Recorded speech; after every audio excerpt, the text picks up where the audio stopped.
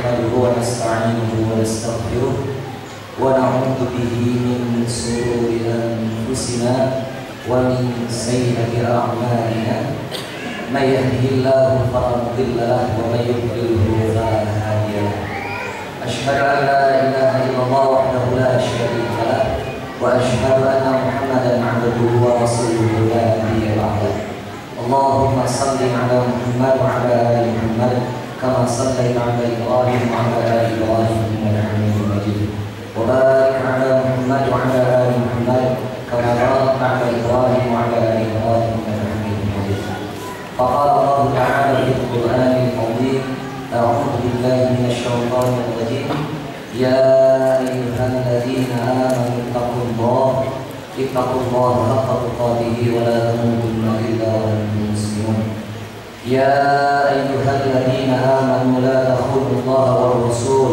وتخونوا أمانتكم وأنتم تعلمون واعلموا أنما أموالكم وأولادكم فتنة وأن الله عنده عليم حكيم فإن أصدق الحديث كتاب الله وخير الهدى محمد صلى الله عليه وآله وسلم شر الأمور محدثاتها وكل محدثة بدعة وكل بدعة ضلالة وكل ضلالة في النار. أيها الحاضرين والحاضرات إخواني والأخواتي أعزكم الله rahimani wa rahimakumullah. Marilah pada kesempatan siang hari ini kita senantiasa tidak berhentinya bersyukur atas segala kenikmatan yang telah diberikan kepada kita, sehingga di antara kenikmatan-kenikmatan yang telah diberikan yang terbesar adalah nikmat-nikmat dari Islam. Dan dengan nikmat itu kita bisa berada di atas Al-Quran dan Sunnah melalui manhaj yang mulia ini. Mudah-mudahan kehadiran kita semua asbab turunnya taufik dan hidayah buat kita dan keluarga kita, dan umumnya buat pemimpin negara ini, dan terlebih lagi kepada seluruh lapisan masyarakat Indonesia dan seluruh dunia. Yang kedua, selalu dari salam semoga tetap curah kepada kedua bersama kita Rasulullah Muhammad sallallahu alaihi wasallam. Mudah-mudahan kita akan mendapatkan syafaat di Allah. Ayo ikhwah rahimakumullah, pada kesempatan siang hari ini sebenarnya rangkaian kajian para dua masyayikh kita yang didampingi oleh Ustaz kita Ustaz Zainal Abidin bin Syamsuddin Al-Azri hafizahullah ta'ala, yang mana kedua syekh ini adalah staf pengajar tetap di Jamiatul Qur'an Dr. Faisal yang saat ini sedang istirahat. Beliau dari hotel karena tadi harus mengisi di sini. Afwan, beliau harus ditawar dulu dari di rumah sakit dikarenakan capean, harus diinfus, dan kemudian insya Allah sudah istirahat di hotel. Kita tempatkan, doakan mudah-mudahan nanti asal sudah ada di sini sehingga pada asal tadi beliau bisa mengisi dan memberikan tauhid. Tapi sebelum Syekh Dr. Faisal Fadilatul Syekh Dr. Faisal bin Al-Amri bin Allah Ta'ala, kita akan mendengarkan dulu tauhid sesuai dengan rangkaian atau dekat acara kita selama satu hari ini dari Hadir Subuh. Yaitu kita akan menantikan apa yang disampaikan oleh Ustaz Zainal Abidin bin Allah Ta'ala yang akan menyampaikan materi salah satu kitab yang beliau buat, kitab yang keempat saja, 4 atau 5 Golden Ways anak saleh, dan ini mudah-mudahan bisa menjadikan pencerahan buat kita. Dan sebelum dimulai, kami akan membacakan dulu satu buah hadis untuk sebagai pengantar materi kita pada kesempatan ini. Sesungguhnya Imam Nawawi rahimahullah ta'ala menukil satu hadis yang diriwayatkan oleh Imam Bukhari dan Muslim muttafaqun alaih, sanad terdekatnya adalah Abu Hurairah, di mana Allah Ta'ala melalui kalam Rasulnya mengatakan Allah Ta'ala telah menjadikan 100 cinta, dan dari 100 itu Allah Ta'ala memiliki 99 ditahan di sisinya. Dan yang satu cinta, satu rahmat tersebut diturunkan di muka bumi ini, yang seluruh makhluk saling mengasihi, saling menyayangi. Sampai-sampai Allah Ta'ala melalui Rasul memberikan kinayah, seekor kuda mengangkat kakinya agar tidak menginjak anaknya. Sampai juga dalam riwayat Imam Muslim, seekor burung memberikan makanan antara paruh ibunya ke paruh anaknya. Inilah hebatnya satu cinta yang bisa dirasakan seluruh makhluk di muka bumi ini. Dan insya Allah lebih lengkap akan disampaikan oleh Zainal Abidin bin Syamsuddin Al-Azri rahimahullah ta'ala. Kepada beliau kami persilakan kepada insya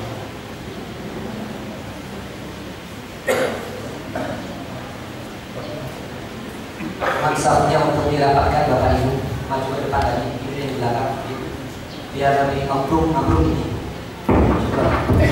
ibu-ibu juga silakan.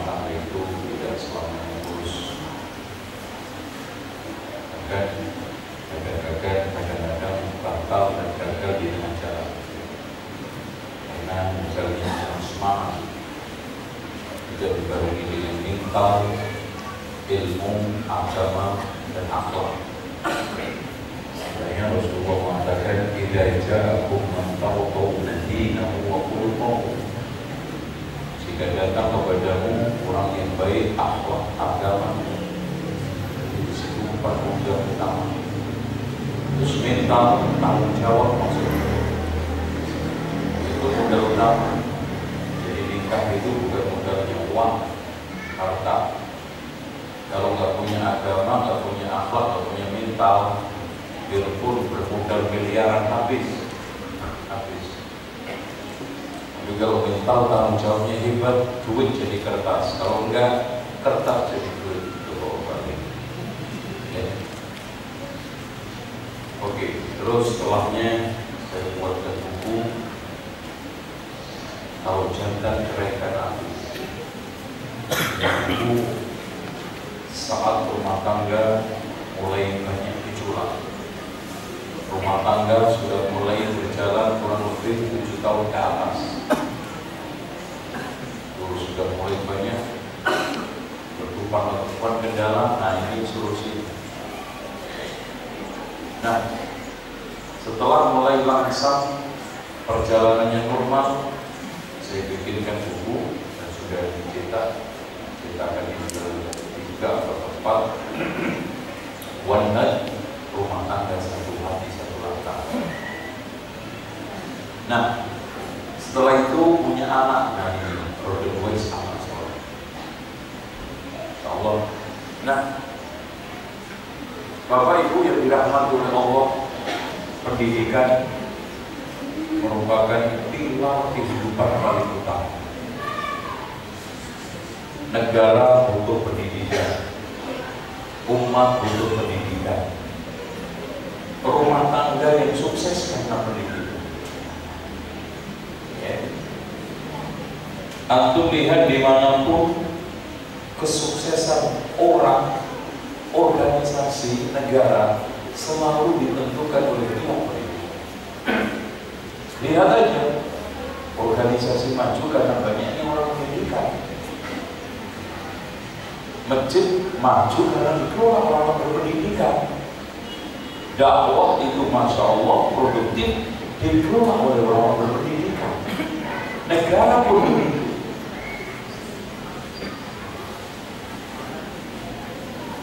Nah, maaf, kita sering menganggap pendidikan itu kegiatan sambilan. Itu salah. Contoh kecil formal saja. Betapa banyak orang yang lamar jadi guru karena apa? Karena apa? Oh, ada yang jawab Pak. Nah, setuju sama saya. Kenapa? Karena kepepet, nggak ada kerjaan. Contoh banyak saya temukan. Setelah luntang langsung di Jawa, dipanggil kakaknya di Kalimantan. Dek, ke Kalimantan aja ngapain lu? Di Jawa nganggur. Emangnya di sana ada kerjaan Mas? Ada tuh. Tuh pendaftaran calon guru. Daripada di rumah gak jelas. Daripada di rumah gak jelas. Pak, orang itu kalau udah gak jelas Pak, sampai Kalimantan itu gak jelas. Gak jelas. Orang macam begini akan melahirkan orang kayak Imam Syafi'i. Atau berada orang kayak macam begini akan melahirkan orang kayak Ibnu Taimiyah. Orang kayak begini akan melahirkan ulama-ulama besar, pejabat yang amanah. Mustahil pendidik dininya tidak bisa. Padahal Imam Syafi'i itu muncul, Imam Ahmad itu muncul, Imam Ibnu Taimiyah muncul karena pendidikan. Iya semua. Rasul itu punya kampus enggak? Hah? Subhanallah. Abu Bakar itu enggak ada S2, S3. Dia enggak enak buat.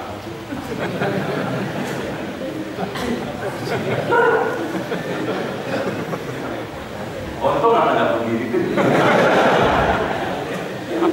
Jadi menciptakan. Jadi kalau saya nanti bahaya ini ganti Mas. Bahaya. Jadi nggak jadi ceramah dari musibah.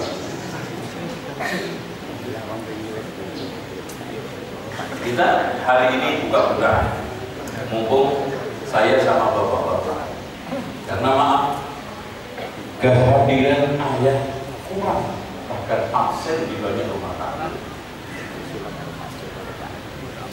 Padahal ayah itu menentukan jalannya pendidikan di rumah tangga. Nah, saya sampaikan unek-unek sebagai seorang ayah. Jika memiliki anak sudah mengaku-ngaku jadi ayah, maka sama anehnya dengan orang yang punya bola langsung ngaku-ngaku pemain bola. Ya, apa begitu? Apakah dengan orang punya bola langsung jadi pemain bola? Ayat itu benar untuk lelaki yang mau dan pandai mengasuh anak, bukan sekedar membuat anak. Tidak tahu dia tersindir siapa. Ya. Terus terang sampai hari ini bahkan yang sudah ngaji hanya pinter buat anak. Ayah. Kalau ditagih kewajiban pendidikan, kan kewajiban saya nyari duit. Lo yang sekarang semuanya ngepokin istrinya, niduin istrinya, nyusuin jelas. Oke lah, hamil oke, lahir oke, nyusui oke. Tapi sekarang mengevaluasi takfir istrinya, mengevaluasi pelajaran sekolah istrinya, antar jemput anak sekolah istrinya. Antum ngapain aja? Terus langsung nagih anak saya jadi soleh. Jika ayah mau terlibat mengasuh anak bersama ibu, maka separuh permasalahan negeri ini teratasi. Kenapa ini problem? Kenapa? Karena negeri ini tanpa ayah. Makanya judulnya makalah saya, negeri tanpa ayah. Nanti kasih judul itu nanti tablet besar. Ayah yang tugasnya cuma mengasih uang, menyamakan dirinya dengan mesin ATM. Dia hadir, didatangi untuk ambil uang. Untuk mau jadi bapak ATM. Itu banyak. Kasih uang, udah, ya. Sekolah bayaran lunas, alhamdulillah. Jajan, oke, alhamdulillah. Baju beli, alhamdulillah. Sepatu, itu namanya ayah ATM.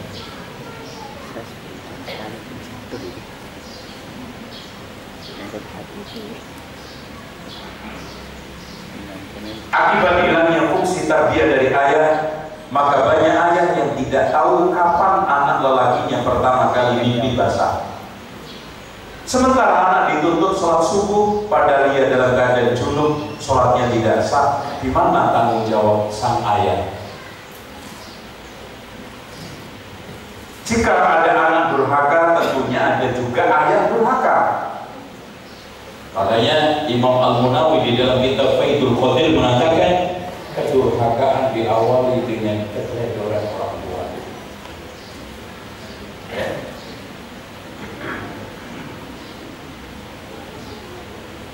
Ayah durhaka bukan yang bisa dikutuk jadi batu oleh anaknya, tetapi ayah yang menuntut anaknya soleh dan solihah, namun tidak memberi hak-hak anak di masa kecilnya. Gimana? Kita pengen anak kita soleh, solehah, hanya lewat doa. Allahumma Rabbana hablana, cukup. Sekarang kita antum minta, ya Allah Rabbana hablana min azwajina wa dzurriyyatina, nggak nikah, punya anak? Sama dong. Antum meminta anak antum soleh, nggak ada tarbiyah, dapat? Nggak mungkin. Seperti halnya antum minta, ya Allah karuniakan kepada anak, kepada saya anak. Antum nggak nikah, dapat anak? Ya anaknya tetangga. Sama, antum ingin dapat anak soleh, tapi antum nggak mau proses. Dan itu kebanyakan seperti itu, Pak. Maaf. Saya temui banyak. Maaf. 95% di pesantren saya, hanya analisa dari pesantren saya aja. Saya selalu rapat-rapat sama guru, sama mu'ah, sama muslim, sama mas. dari kan masing-masing asrama itu kan ada 15 anak, 18 anak. Saya tanya khususnya dari 18 anak, ketika kunjungan orang tua yang nanya apalan orang tua anaknya, yang nanya pelajaran anak berapa mas? Ya 2-3 Ustaz. Subhanallah. Kaget dong. Kalau 2-3 kan nggak ada 5% Pak. Kan betul. Yang ada apa? Datang ke pondok nenteng pizza, datang ke pondok bawa KFC, datang ke pondok bawa hamburger, datang ke pondok bawa HP. Dina kan udah lama nggak main game. Itu. Setelah itu nanti mana anak saya? Kok begini? Karena apa? Persepsinya menyerahkan mendidik anak di pesantren itu nitik anak masuk penjara, keluar malaikat. Maaf, omongannya rada kasar. Masuk penjahat, keluar. Padahal Pak, proses pendidikan kan 3 pilar: sekolah, orang tua, anak. Dan itu 30% sekolah. Kalau kita pengen ngasih beban dikit, 40% sekolah, 30% orang tua, 30% anak, 100%. Nah ini dikasih pondok semua. Orang tua cuma bisanya bayar. Nah, orang tua ATM lagi, ATM. Saya kan udah bayar Pak. Masa anak saya begini Pak? Masa saya nagih? Subhanallah. Dan ini saya rasakan di pondok saya. Kayaknya di sini nggak ada. Ya nggak gitu. Iya nggak ada ya nggak gitu. Semua kalian ternyata kalau lagi ngumpul-ngumpul sama yang sama punya pondok sama. Kasusnya ya Allah, bagaimana kita itu punya Imam Syafi'i, punya Ibnu Taimiyah, punya ulama-ulama, ya nggak jauh-jauh tinggi besar. Dari mana keluar ulama-ulama seperti Syekh bin Baz, Abdul Razak, Syekh Utsaimin? Kenapa? Model pendidikan di sini seperti itu. Beban di sekolah, makanya kadang-kadang gurunya itu sampai otak, sampai tua, elek, bokek. Udah gitu bayarannya sedikit, artis aja merusak bayarannya gede. Guru menaik, ini lucu. Harusnya artis gaji kecil, ustaz gaji gede. Enggak, artis tukang rusak dikasih imbalan besar, guru tukang memperbaiki dikasih imbalan kecil. Mantap itu. Makanya di negeri kampret. Ini habis ini anak nulis bukan negeri tanpa ayat, negeri kampret.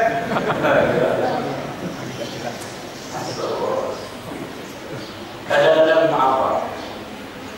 Ini jadi curhat aja ya, enggak ada buku.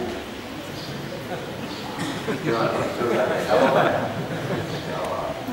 Jadi terus terang ajar itu Pak, Masya Allah. Mudah.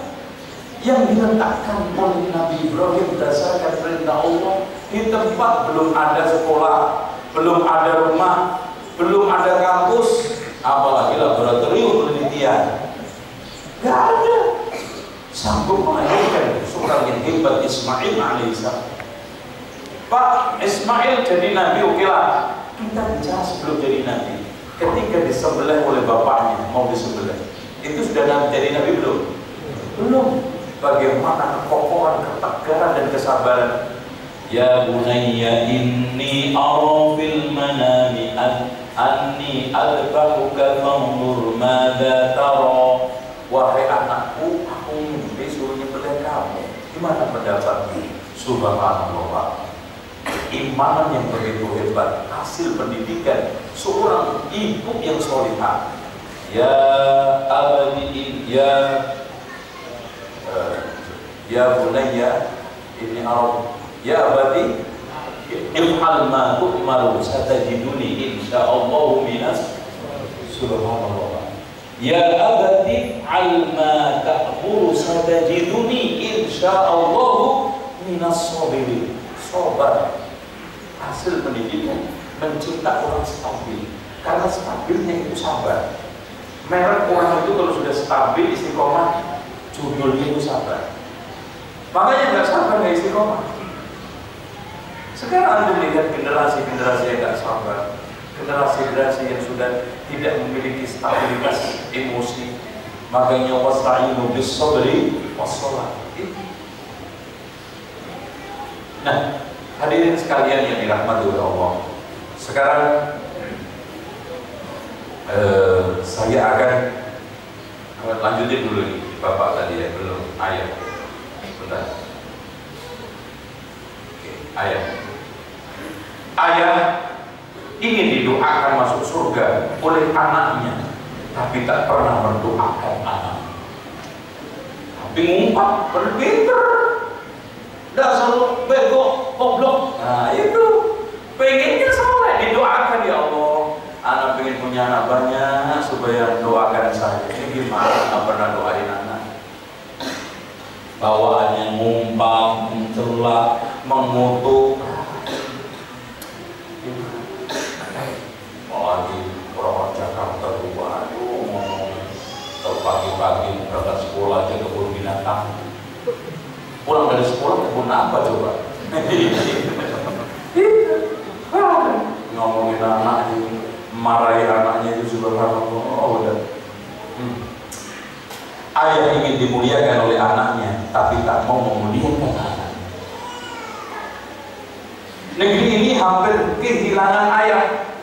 Semua pengajar anak di usia dini diisi oleh kaum ibu. Lihat, TPA ibu-ibu, TK ibu-ibu, PAUD ibu-ibu, sampai kajian remaja panitianya ibu-ibu. Ini sing lanang nondi. Maaf, nggak ada. Hadirnya lakinya di mana? Mancing, karambol, catur. Nah itu penuh laki-laki. Oh dijamin itu kalau nyari laki-laki lengkap tuh di majelis al-catur wal karambol. Pantaslah negeri ini dicap fatherless country. Padahal keberanian, kemandirian dan ketegasan harus diajarkan di usia dini. Di mana ayah sang pengajar utama? Pak, hadirnya kelembutan dari ibu, hadirnya keberanian, kejantanan, kesaktian ayah, makanya harus lengkap. Ya sekolah kalau mengajarnya ibu-ibu tok ya bencong. Kalau laki-laki nanti tawuran, gitu ya. Makanya ada komposisi. Dunia ayah saat ini hanyalah kota. Apa itu kota? Koran, televisi, komputer. Kota, koran. Sekarang yang didetek laki-laki kemana-mana apa? Koran. Setelah itu televisi. Kalau lagi pulang, masya Allah. Khusyuknya ngalahin sholat. Coba kalau sholat digigit sama nyamuk, berasa kan? Nonton bola, diantar botol Pepsi, nggak nengok.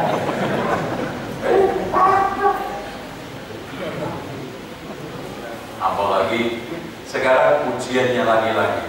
Seandainya ada pertandingan bola final, pas penalti kotak isya, ayo. Berangkat nggak? Dijamin.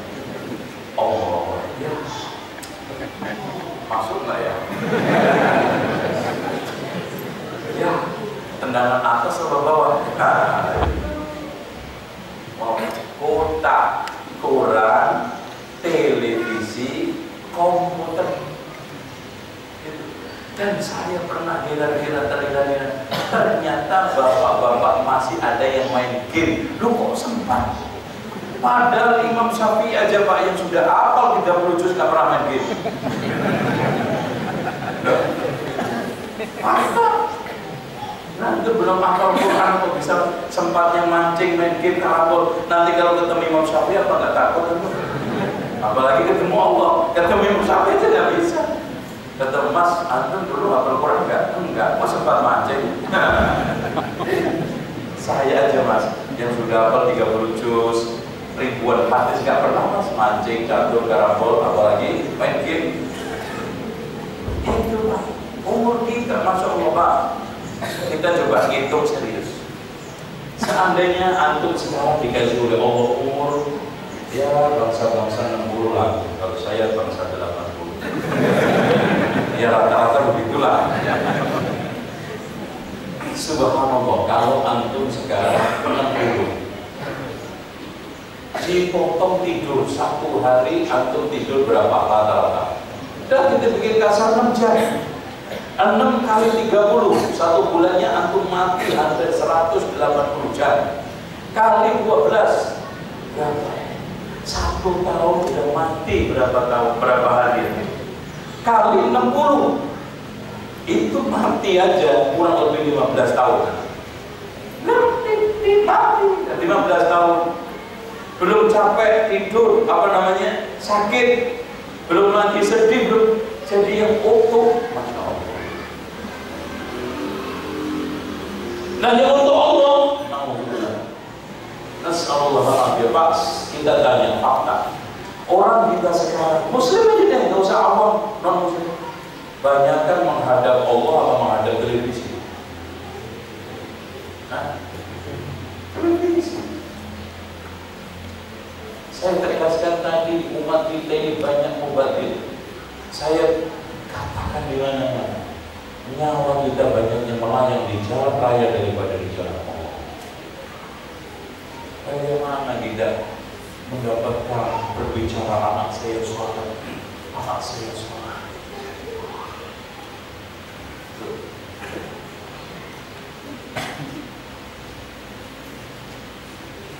Dilanjutkan nggak? Ada yang tersinggung nggak? Tidak apa-apa sih. Nanti kalau tangkal setelah ngaji. Oke. Masya Allah. Banyak anak yang sudah merasa yatim sebelum waktunya. Sebab ayah dirasakan tak hadir dalam kehidupan, bahkan absen. Dan sama aja yatim Pak. Pak, sekarang untuk apa? Bapak cuma bentuk dong. Didik enggak, ngawasin Quran enggak, yatim. Apa bedanya sekarang? Bahkan mendingan yatimnya Imam Syafi'i. Masya Allah, bisa hafal Quran. Lah antum, bapak antum ada hafal Quran enggak? Nah, subhanallah. Banyak yatim dia cuma bangga aja, bapaknya masih ambekan. Nah itu toh. Selain nafas nggak ada yang dibanggakan. Oh nggak ada. Dan hadirin sekalian, maaf, kita temukan sekarang orang sibuk dengan berbagai macam hal-hal yang ya melupakan tugas-tugas utama. Semangat semangat Quran mengenai pengasuhan justru mengedepankan ayat. Dia saja Luqman. Bagaimana meletakkan dasar-dasar pilar pendidikan? Apakah perempuan? Luqman al-Hakim lagi apa perempuan? Nabi Ibrahim sampai akhirnya berdoa, Rabbi inni askantu min dzurriyyati biwadin ghairi dzi zar'in 'inda baitikal muharram. Ya Allah, saya tempatkan anak cucu saya di satu lembah yang tidak mungkin tumbuh-tumbuhan. Anaknya gitu. Kalau kita enggak, itu tadi saya kan sudah capek mencari uang, saya kan sudah capek kerja, kamu ngurusin begitu aja nggak becus sih. Anak mandi belum, mobil beler, itu kamu ngapain aja di rumah? Masya Allah, sakit tuh hati perempuan. Ngapain aja, Mas? Emangnya saya jalan-jalan juga kan gitu? Akhirnya tengkar.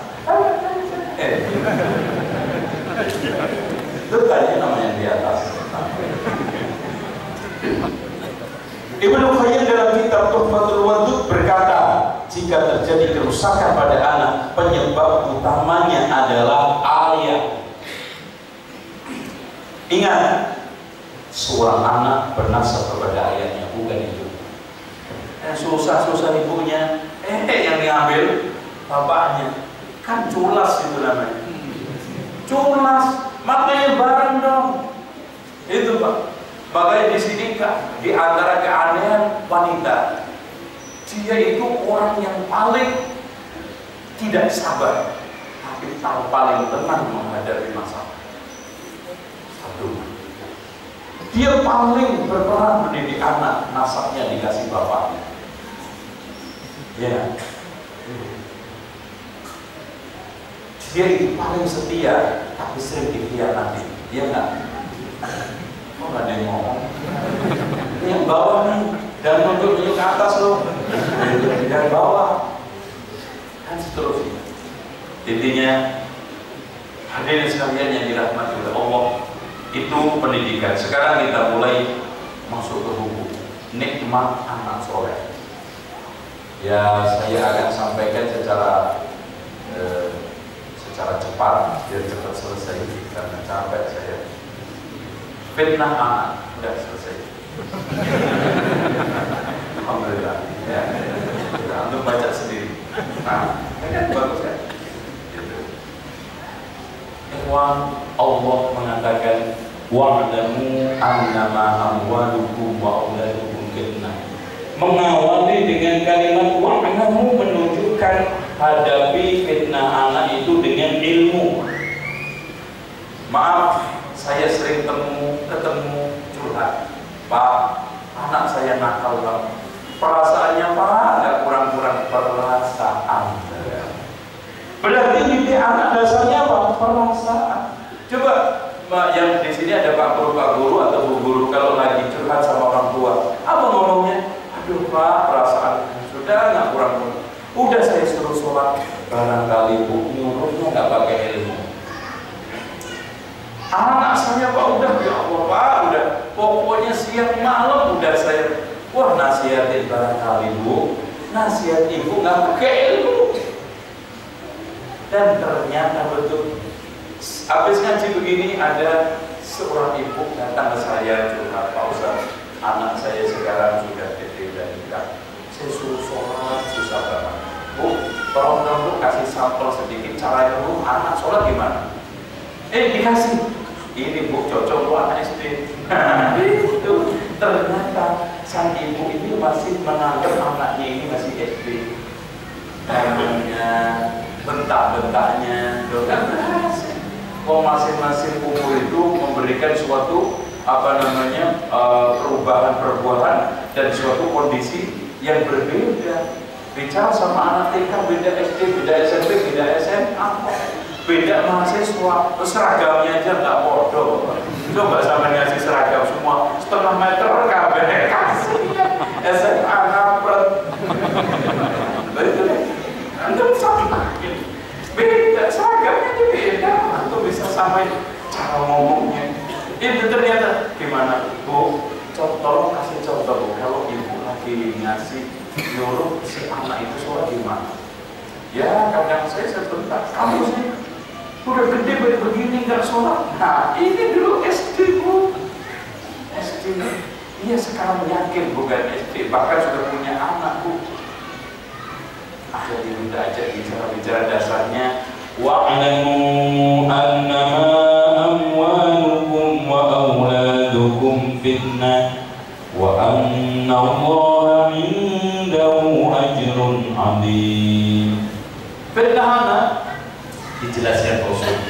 Innal walad, sesungguhnya anak majbanatun, bikin pengecut orang tua, mabkhalatun, bikin bakhil orang tua.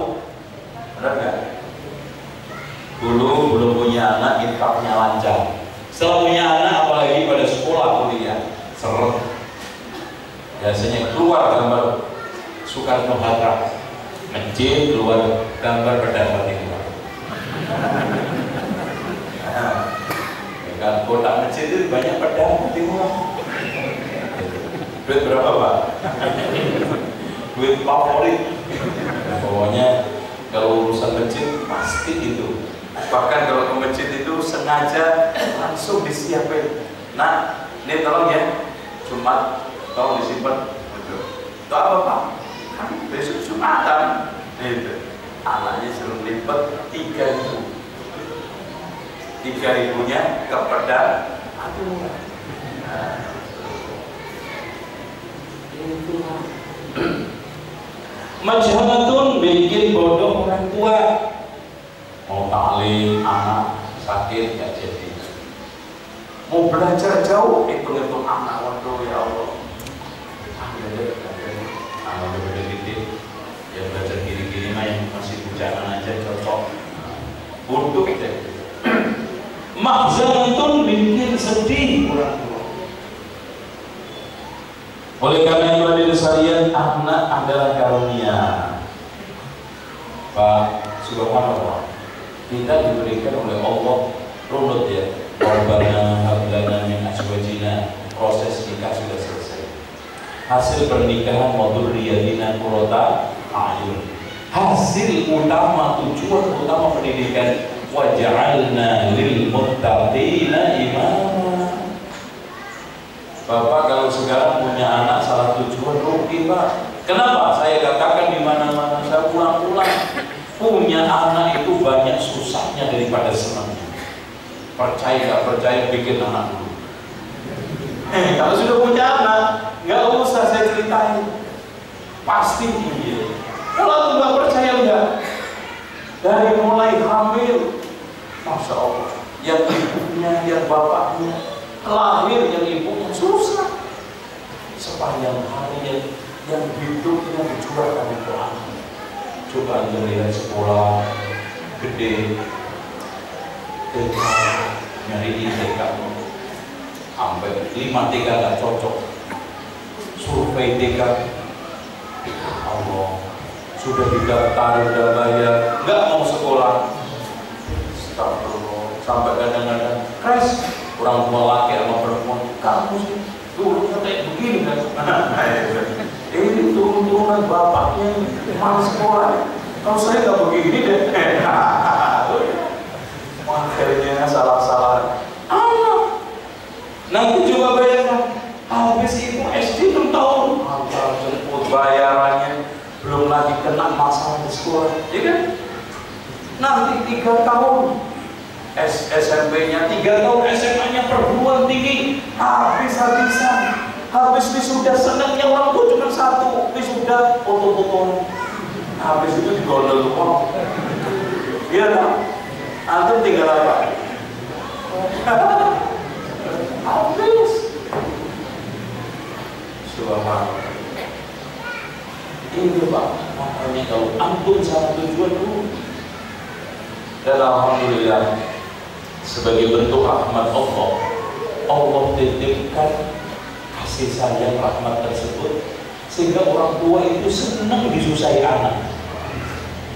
Jadi punya anak itu banyak susahnya daripada senangnya, tapi alhamdulillah kita kasih rahmat Allah, senang disusahi anak. Kalau antum nggak percaya gini, antum punya anak nggak pernah minta apa-apa, ayo ngenes kan, ya Allah, anak saya nomor 2 ya. Kenapa? Apa-apa apalagi untuk dia antum gini deh, 6 bulan anak antum nggak pernah nangis, nggak pernah nangis, seneng antum. Alhamdulillah Pak, anak saya udah 6 bulan nggak pernah nangis. Yakin ya Allah Pak, ini anak saya jadinya. Tolong dia Pak Ustaz. Enggak nangis, bagus Pak. Bagus gimana Pak Ustaz, 6 bulan nggak nangis, sedih. Padahal anak tiap hari nangis gimana? Wah, senangnya gak berapa. Senang disudahi anak. Oleh karena itu ada di sana waj'alna lil muttaqina imama dipegang. Kalau antum sekarang punya anak, ternyata masya Allah solehah, nggak solehah, tapi Pak, makanya kalau punya anak jangan berharap jadi pejabat tinggi. Boleh tapi nggak. Tapi tujuan utama jadi pejabat, Seandainya anak bapak jadi gubernur, bapak dijadiin wakilnya? Enggak kan? Enggak. Seandainya anak bapak Masya Allah jadi tentara bintang 3, paling banter kali katok bekas sama topi buat undangan. Lucu. Bapak norak banget. Undangan pakai topi TNI. Lucu kan? Tapi kalau sekarang bapak dikasih waja'alna lil muttaqina imama, Masya Allah. Pengusaha muttaqin, ustadz muttaqin, ulama muttaqin, birokrat muttaqin, pejabat muttaqin, gubernur muttaqin, bupati muttaqin. Kenapa? Pada akhirnya orang tua itu gak pernah berharap kecuali itu, dan gak dapat kecuali itu adanya. Bapak mau minta berharap diberi mobil anak, rumah anak, jarang Pak cerita. Kalau sekarang orang tua beli anak mobil banyak, beli rumah anak banyak, tapi anak beli rumah mobil orang tua bisa dihitung jari, jarinya bebek lagi berapa? Jadi bebek lagi. Andung, jangan salah. Buah hati kita, belah jiwa kita, ya. Investasi akhirat kita seperti itu. Jangan sampai anak kita menjadi kata Allah, ya ayyuhalladzina amanu inna min azwajikum wa auladikum aduwwan lakum fahdharuhum. Musuh ya Pak. Dan anak istri kalau musuh, Masya Allah, setara minimal, kalau enggak lebih berat daripada syaitan. Dan makanya Allah bahasakan syaitan dengan anak istri sama. Alam ahad ilaikum ya bani Adam, ya bani Adam, alla ta'budu syaitan, innahu lakum aduwwun mubin. Aduwwun mubin di sini juga aduwwun sama. Karunia anak, Allah memberikan suatu ungkapan. Al-malu wal banuna zinatul hayati dunya. Harta kita, anak kita zina. Perhiasan itu fungsinya minimal 5. 1, untuk keindahan. Yang kedua, untuk apa Pak? Tidak ada yang pernah berhias Pak. Orang pakai perhiasan yang pertama untuk keindahan. Yang kedua untuk apa? Untuk pamer. Anak, Masya Allah, ternyata betul. Berapa banyak orang tua mamerin anaknya. Wah mas, anak saya nomor 2 itu mas sudah hafal Quran 30 juz, padahal juz 30. Sama deh. Juz 30, apa 30 juz? Wah, juz 30 juz mas. 30 juz. Wah, dipamer-pamer. Apalagi yang ketiga itu mas. Wah, itu kalau lomba menang terus. Wah, nomor kalau nggak 1, 2 dari belakang. Wah, dipuji bangga-banggakan. Kemudian dipamerkan. Ketiganya keempatnya jadi simpenan. Orang kan beli kalungnya, barangkali nanti sakit, tutup, barangkali anak butuh masuk sekolah, simpenan. Dan anak seperti itu, makanya diungkapkan Allah, al-malu wal banuna zinatul hayatid dunya wal baqiyatus salihatu khairun inda rabbika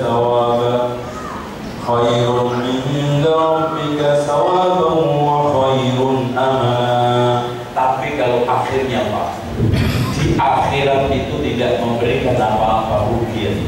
Makanya was-salihatu wal baqiyatu salihatu khairun inda rabbika thawaban wa khairun amala. Pada akhirnya adalah anak ini di akhirat nyelamatin saya. Selanjutnya ladang pahala. Masya Allah Pak, anak itu tetap ladang pahala. Bagaimana tidak, orang yang nanti masuk surga karena berhasil mendidik, dimasukkan oleh Allah saat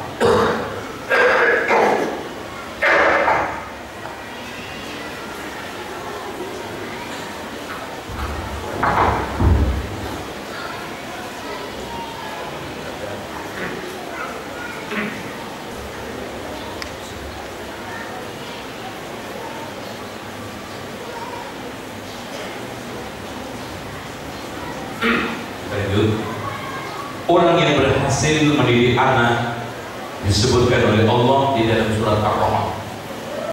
Dan subhanallah, ini juga sejalan dengan doanya malaikat. Rabbana wa adkhilhum jannati 'adnin allati wa'adtahum wa man salaha min abaihim wa azwajihim wa dhurriyyatihim innaka antal azizul hakim. Ya Allah, masukkanlah mereka-mereka itu yang telah berhasil berumah tangga, didik anak, keluarga, surga Aden yang kau janjikan bersama nenek moyangnya, suami istrinya dan anak cucunya. Masuk surga bareng-bareng. Syaratnya satu, amal solehnya setara. Makanya kalau ada orang tanya, mungkin enggak sekeluarga ini masuk surga? Jawabannya firman Allah di dalam surat Ar-Rahman ayat 23 dan dalam surat Ghafir ayat 8. Tuh, caranya tadi amal solehnya dibentuk sama. Suami ini rajin ngaji, istri rajin ngaji. Suami rajin ibadah, istri rajin ibadah. Digambarkan oleh gambaran Rasulullah, rahimallahu rajulan istiqomah. Semoga Allah merahmati seseorang yang beramal. Wa iqawa ahlahu, kemudian membangunkan keluarga. Wa idza abad rasya 'alaiha al-ma, ketika dia menolak dipercikin air. Oh, sampai seperti itu.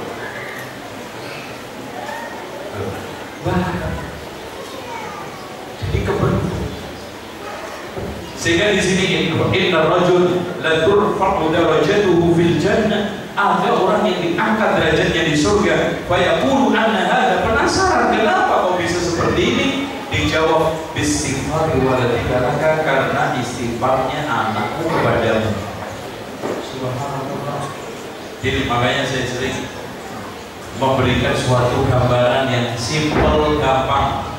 Seandainya bapak punya anak 15, pamannya, mosok 15 berdoa nggak ada yang nyangkut satu pun.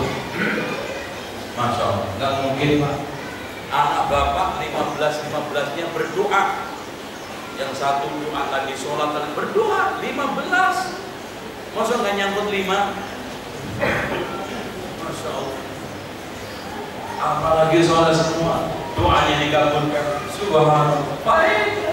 Itu bapak ungkapkan nongkrong aja masuk surga itu. Yang sono infak, yang sono akal, apalagi antawa malu kali abi di walidai, harta dan dirimu. Masya Allah. Itu orang tua tidur itu masuk surga itu 15. Yang 15-nya malah semua kok. Yang satunya tahajud, yang satunya infak. Subhanallah. Fakta duniawi aja pak. Kalau bapak punya anak 15, yang 10 di Jakarta, bapak pergi ke Jakarta modal 1 juta, balik 10 juta. Cash, nah itu halal lagi. 10 juta keliling itu. Jadi ninggalin 1 juta, 2 juta. Masya Allah pulang 10 juta. Halal bunga. Mana ada bank yang berani ngasih segitu? Paling kunjungan 7 hari, 1 juta. Jadi 10 juta bunga mana? Ini bank mana? Cari di Semarang. Itu kan anak. Kok ada ceritanya punya anak susah? Susahnya apa? Susah itu di film yang bikin susah.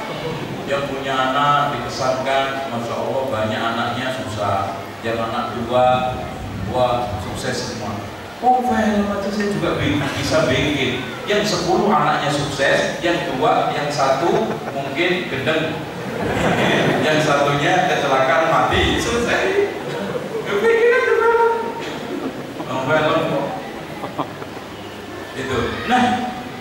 Fakta kecil aja Pak, hari raya Bapak sekarang 15 anak, beli kopiah berapa? Kasih kopiah 15 kopiah.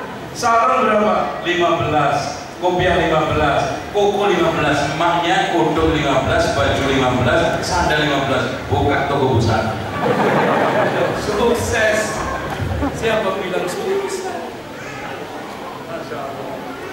Anehnya Pak, di Indonesia ini terjadi perang di mana orang-orang muslim itu dibiarkan punya anak banyak, sementara mereka muslim itu dikeber terus KB, akhirnya apa? Gak imbang. Dengan demikian, faedah ketika meninggal dunia aja Allah katakan kepada malaikat, kepada hambanya yang sabar ditinggalkan anaknya meninggal dunia, ubnu li abdi baitan bil jannah wa sammuhu baital hamdi, bangunkan dia rumah di surga, namai dengan nama rumah pujian, baitul hamdi.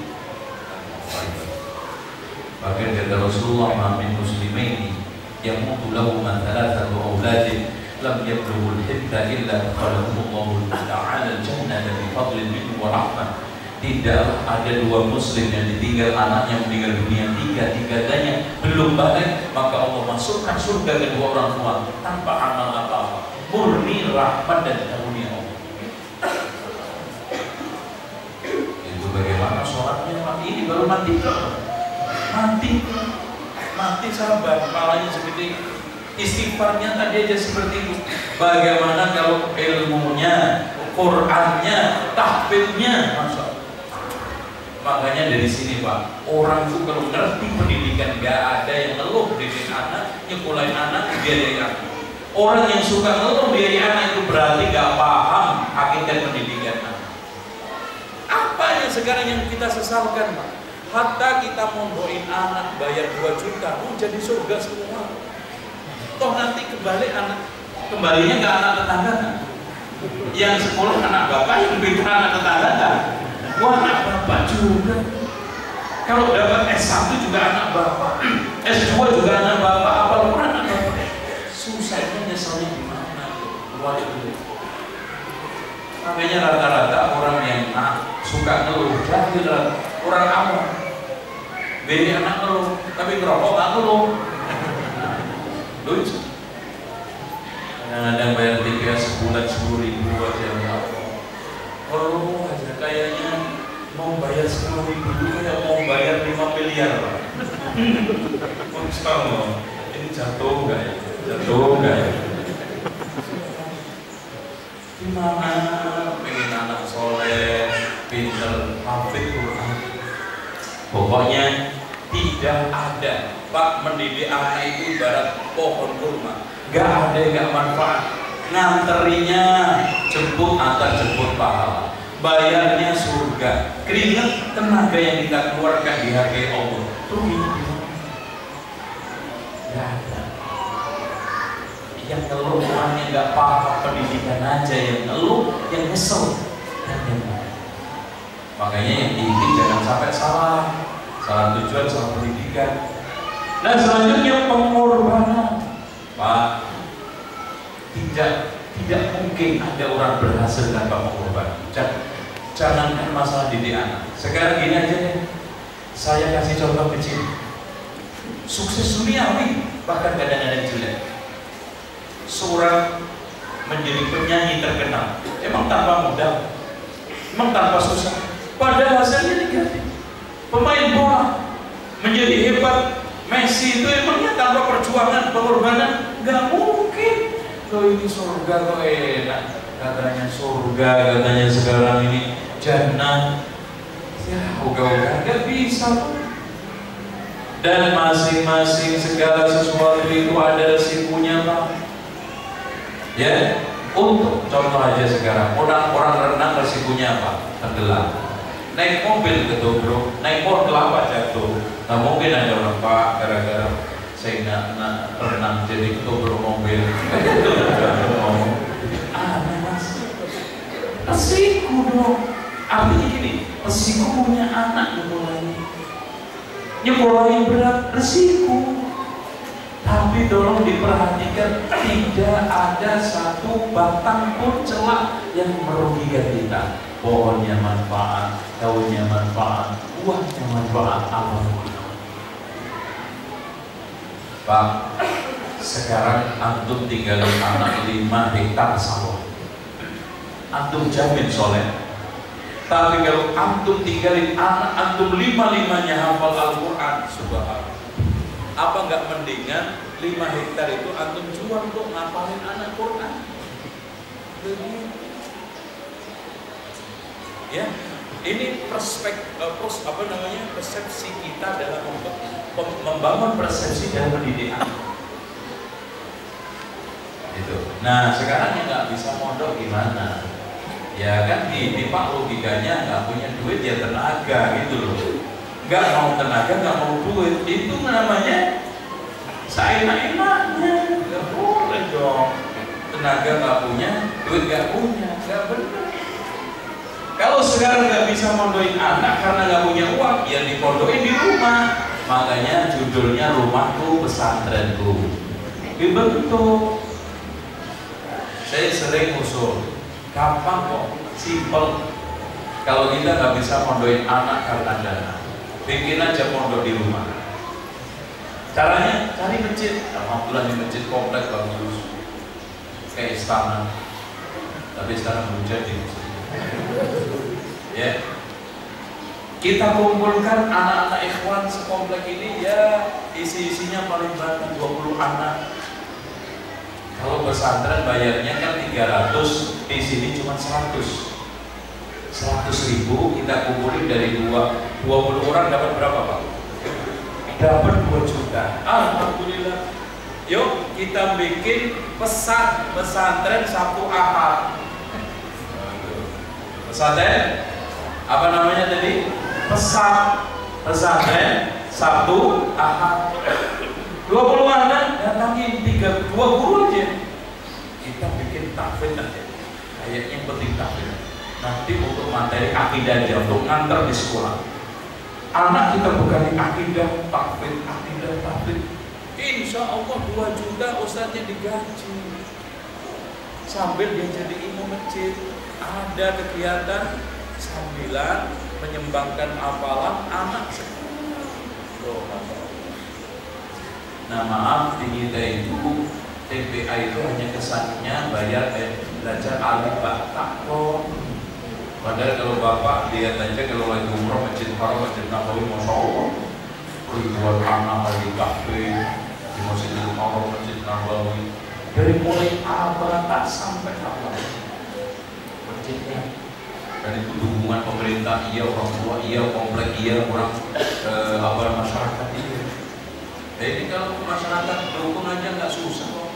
Tiap bulan kita mengeluarkan dana 5.000. Saya kira 5.000 itu nggak cukup untuk beli rokok satu. Sebulan 5.000. Kumpul. Ada berapa kakak di komplek ini? Ada berapa kakak? Yang orang sini mana? Angkat kaki. Bapak orang sini. Berapa kakak? Banyak. 10.000 kakak. Enggak, 10.000. Subhanallah. Coba kalau kita ambil 1.000 aja, 1.000 kali 5.000 berapa? Berapa? Gak bisa ngitung ya. 1.000 kali 5 juta. 1.000 kali 5.000 berapa? Yang benar. Benar? 5 juta. Ngeluarin duit 5.000 bagi ini, masya Allah, untuk tahfidz, untuk Quran, untuk kejayaan Muslim kecil. Nah itu mah lalat nemplok, nggak berasa. Tapi dikoordinir 5 juta, ustadznya antem, tahfidz.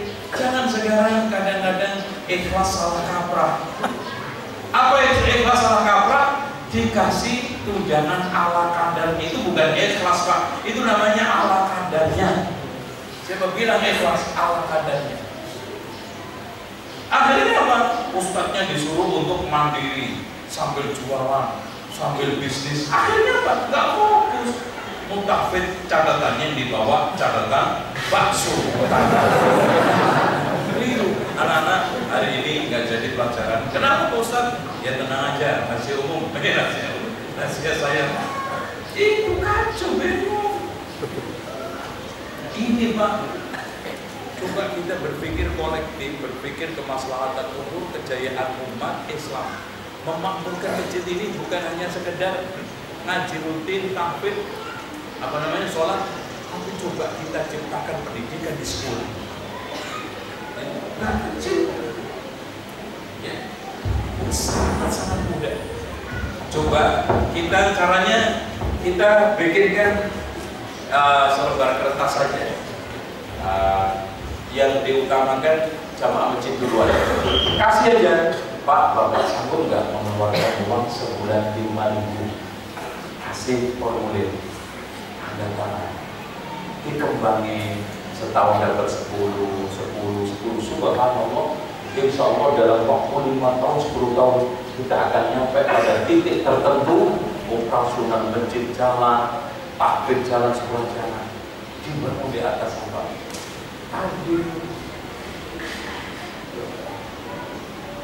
Tapi itulah kadang-kadang kita itu berpikir egois, kasihan, tidak kolektif, takut masuk surga. Kan infak gede, takut masuk surga itu. Kalau sekarang takbir berajin, takut masuk surga. Padahal kalau masjid ini makmur, takbir itu jaya, dakwah lancar, di sini masya Allah masjid itu. Nah, saya kasih usulan nih, masjid biar soheh, habis ini ditutup. Nah, karena nggak tuntas, dituntaskan tahun depan aja. Anak kasih usul nih masjid itu dikelola sesuai dengan karakter Islam.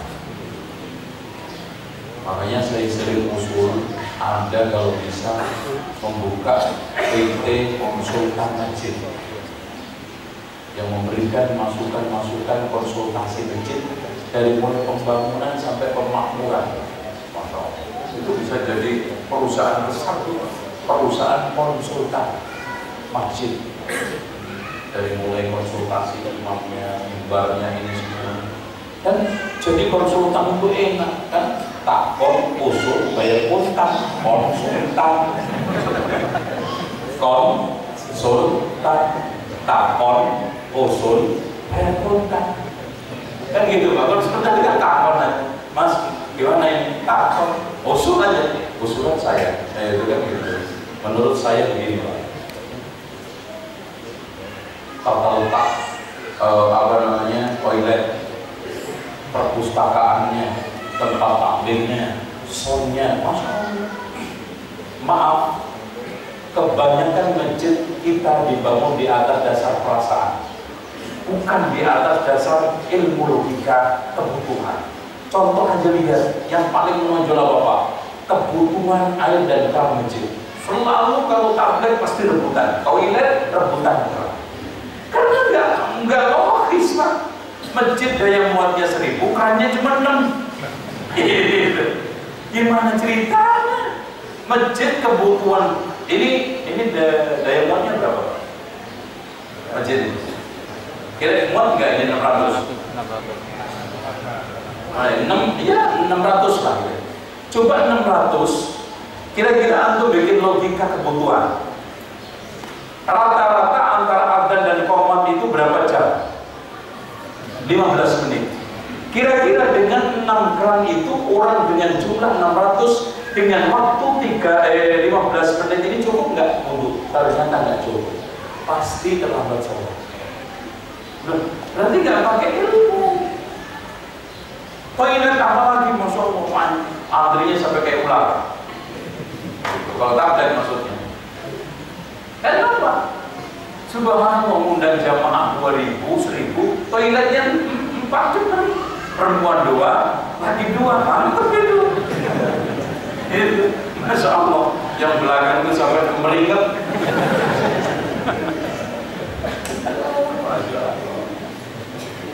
Dan kelebihan lagi Pak, rata-rata jam masjid itu mati. Itu bagus tuh. Makanya kalau taklim nggak selesai. Jadi hidup alhamdulillah. Dan itu lebih hebat lagi, Pak. Dan ini rata-rata tanpa kecuali. Ya kalau 1 kali 1 2 rata-rata ambil, jangan sampai tersinggung. Rata-rata kipasnya itu rentak, bulat, warna putih jadi hitam. Nah, ini bagus ya. Makanya kalau disetel langsung. Beda dengan kipas Masjidil Haram, Pak. Oh, itu sudah ada SOP-nya semua. Bersih, antum lihat Pak, Masjidil Haram, Masjid Nabawi standar. Jadi kalau dibikin ISO sudah dapat. Nggak ada itu kotoran di seluruh. Kipasnya terus. Ini bersihnya per bulan berapa kali, Pak? Kayaknya ini sejak dipasang belum pernah. Itu kipasnya juga cerita, Pak. Ya, saya itu sejak dipasang, Pak Ustaz, belum pernah dibersihin. Itu ceritanya.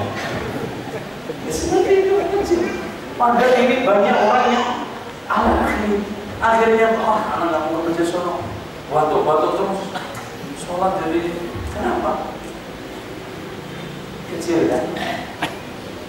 Jadi hal yang seperti ini kita. Nah, makmurnya, maaf, kesannya masjid itu hanya untuk laki-laki. Tempat untuk ibu-ibu ngaji, tempat perpustakaan, tempat anak-anak taklim tahfidz nggak pernah dipertimbangkan. Yang lebih hebat lagi saya usulkan, kalau bisa ini usul yang di nomor 1 kan. Tolong masjid diberikan jaminan aman, nyaman, tenang masuk masjid. Caranya siapa saja, kalau bisa ditulis spanduk gede, siapa saja yang sandalnya hilang diganti baru dengan merek sama. Oh itu gede. Banyak orang yang senang hilang di sini. Alhamdulillah, Pak, Masya Allah. Ya, apalagi sandalnya udah mulai jelek, sama aja deh. Ini kenapa, Pak? Karena sudah menjadi suatu standar umum. Orang itu kalau bawa sandal bagus-bagus ke masjid, deg-degan. Tenang aja di gedung film loh, Pak, maaf. Orang bawa sandal bagus di gedung film masih tenang. Ke masjid. Ya Allah, kan itu bagus apa jelek ya nanti? Deg-degan. Jamin, tulis spanduk orang, alhamdulillah ini bermasjid soheh. Siapa saja yang sandal hilang diganti dengan merek sama baru. Waduh, mantap. Yang nggak ada mereknya bisa menerima negosiasi. Itu baru masjid. Nah itu usulan-usulan mudah-mudahan ini masjid bisa tempat wadah tarbiyah tadi. Tarbiyah masohiyah. Ya, intinya pendidikan bukan hanya tanggung jawab satu pihak, apalagi guru saja. Bahkan lingkungan yang membentuk anak itu ada 3. Lingkungan rumah tangga, tanggung jawabnya suami istri, ibu bapak. Lingkungan sekolah, ibu guru, bapak guru. Lingkungan masyarakat, dari mulai RT, RW, lurah sampai presiden termasuk pengurus masjid. Semua nanti kullukum ra'in wa kullukum mas'ulun 'an ra'iyatihi. Nah, dengan cara kita mulai dari masjid yang indah, yang bagus, yang Masya Allah posisinya sudah strategis ini, kita mulai. Ya, Masya Allah, saya kalau ke beberapa tempat di Saudi, setiap masjid itu sore takbir sampai maghrib. Jadi potensi negatif, apalagi anak main game, nonton kartun, itu nggak ada. Asal sudah standby.